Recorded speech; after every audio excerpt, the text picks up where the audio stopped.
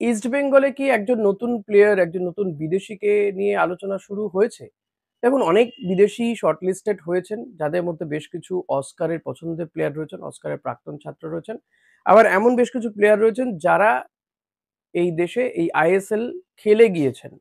কলকাতাতে খেলে গিয়েছেন। এমন একজন ফুটবলারের নাম উঠে আসছে এডু গার্সিয়া, যিনি অ্যাটলেটিকো কলকাতাতে খেলেছেন, পরবর্তীতে অ্যাটলেটিকো মোহনবাগানে খেলে গিয়েছেন।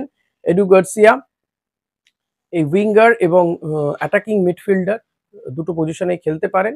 তাকে হায়দ্রাবাদেও খেলেছেন এডু গার্সিয়া। তাকে নেওয়ার কথাবার্তা চলছে। তার সাথে কথাবার্তা নাকি হয়েছে বলে শোনা যাচ্ছে। এবং এই এডু গার্সিয়া শেষ তিনি চীনে খেলছিলেন। চীনে তবে এডু গার্সিয়ার আমি যেটা দেখছিলাম প্রোফাইল দেখতে গিয়ে তার বয়সটা অনেকটাই বেশি। ৩৪ বছর বয়স।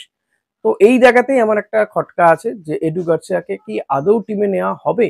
কারণ ৩৪ বছর বয়সী এমন একজন অ্যাটাকিং মিডফিল্ডার ইস্টবেঙ্গলে এসে আর কি দেওয়া তার আছে? যদিও সে চীনে খেলছে এই মুহূর্তে দাঁড়িয়ে।